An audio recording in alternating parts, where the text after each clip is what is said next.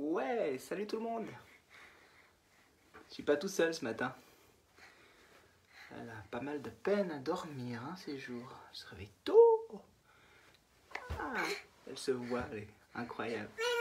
On va voir si elle tient avec moi. Il y aura peut-être un peu de bruit de fond, ok? Enfin, ça vous rappellera des souvenirs vu que c'est pas la première fois que ça arrive. Dis bonjour. Non. J'espère que vous allez bien ce matin. Je suis content d'être avec vous pour passer ce petit temps. Bon café. Trop bon ce café. On a besoin. Alors du coup, je vais aller droit au but. Parce que ce sera plus chaud. Coucou Anne-Claude. Donc on parle d'encouragement cette semaine. Et puis hier, nous avons regardé un texte où Paul a été lapidé, il était laissé pour mort et puis il a été entouré par des disciples, par des frères. Et il s'est relevé. Donc il y avait vraiment un miracle qui était là, qui a pris place. Et puis il est reparti. Il est reparti pour Derbe, c'était dans Acte 14. Il est reparti à fond. Il est reparti comme en 14, comme on dit. Donc il est reparti à fond après pourtant avoir été laissé pour mort. Il va continuer son travail. Et puis un petit peu plus loin, donc j'espère déjà que hier on s'est quitté en disant voilà, si on a la possibilité d'entourer quelqu'un dans cette journée, d'aider quelqu'un à se relever. Et puis bien sûr il y avait un encouragement pour ceux qui étaient peut-être ou qui avaient besoin d'être eux-mêmes relevés. Donc j'espère peut-être vous avez eu des personnes avec qui vous avez pu cheminer hier, rencontrer. Malgré la distance sociale, il faut franchir les barrières. Il y en avait déjà avant, mais il y en a encore. Elle bouillonne, mais je vous dis pas. Je vais essayer de la poser par terre, on va voir ce que ça fait. Attention, attention. Bon.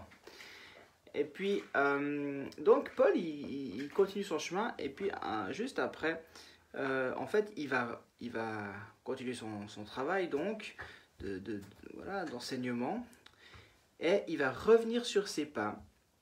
Donc, on est toujours en Acte 14, malgré ce qu'il avait vécu, en fait, malgré que, vous vous souvenez, il y avait Iconium, il y avait Antioche, où chaque fois, il y avait des Juifs qui se sont levés violemment contre lui.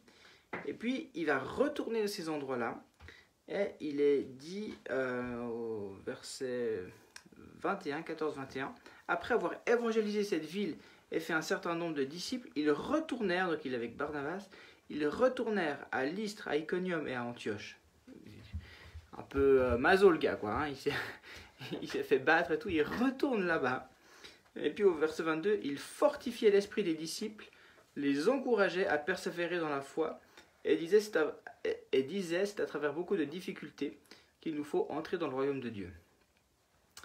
Alors je ne vais pas juste mettre l'accent maintenant sur cette dernière partie qui est super intéressante et qui m'a aussi beaucoup interpellé, mais vraiment sur le fait qu'il retourne sur ses pas, donc là où déjà c'était, voilà, là où il était vraiment persécuté, pour fortifier, pour encourager la foi, pour encourager dans la persévérance aussi, et la foi des jeunes disciples, des personnes qui venaient de se convertir. Et puis ici, il y a le terme qui est en fait encouragé. C'est un terme qui est hyper central on pourrait dire dans la relation d'aide, dans les soins pastoraux. La racine de ce mot-là, c'est parakaleo. Parakaleo. Alors, para, si jamais, c'est près de, à côté. Puis kaleo, c'est appeler. Donc en fait, ça signifie l'action de quelqu'un qui est à mes côtés pour m'aider et m'encourager. Donc ça, c'est ce verbe-là, c'est cette racine-là.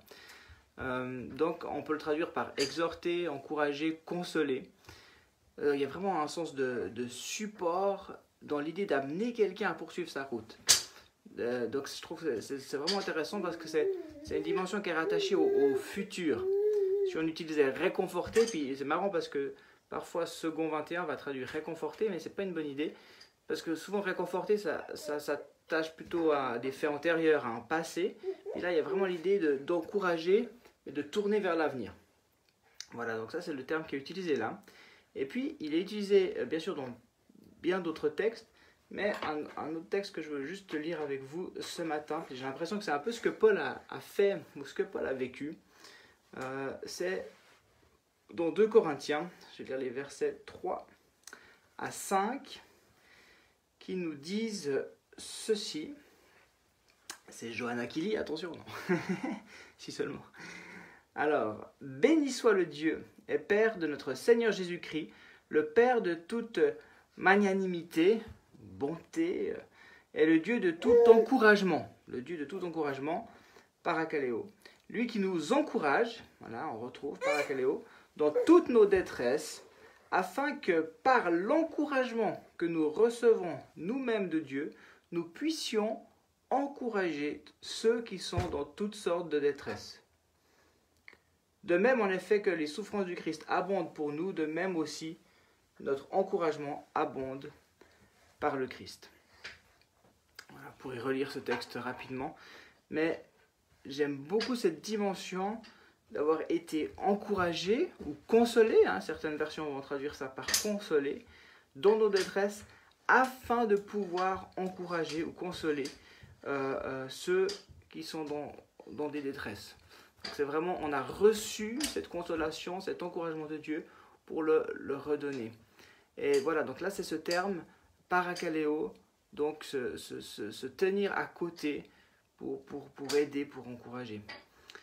Alors c'est mon encouragement aussi ce matin, que nous puissions déjà recevoir de Dieu cet encouragement, cette consolation. Je crois qu'on en a besoin, c'est pas un acte unique, bien sûr, il y a eu une réelle réconciliation, consolation. Le Saint-Esprit lui-même, souvent c'est le parakletos, le Saint-Esprit. Donc il y a cette idée de consolateur, consolation qui est à côté de nous.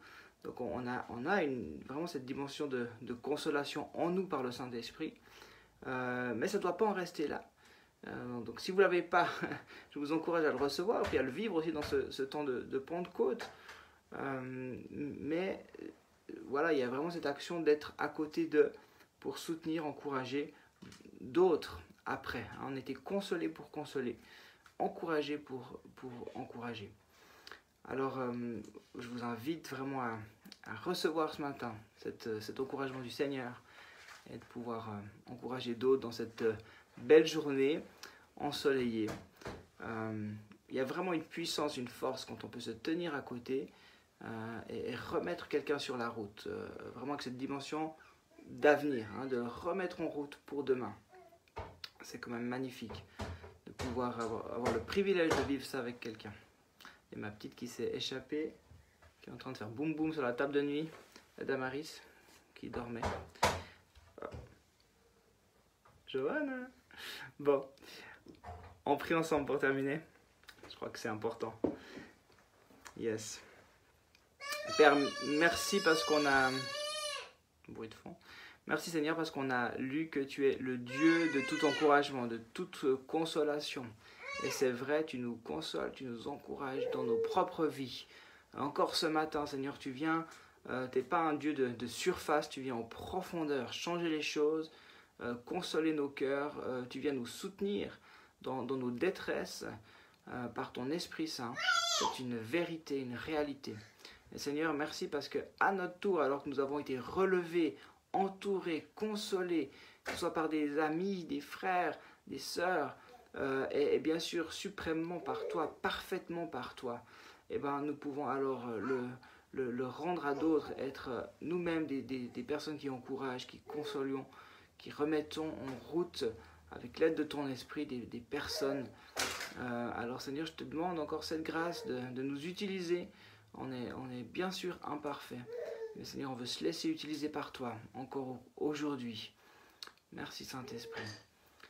Amen. Amen, amen. Alors merci d'avoir été là. Bonjour à tous ceux que je n'ai pas dit bonjour, Jean-Philippe, Mirella et d'autres.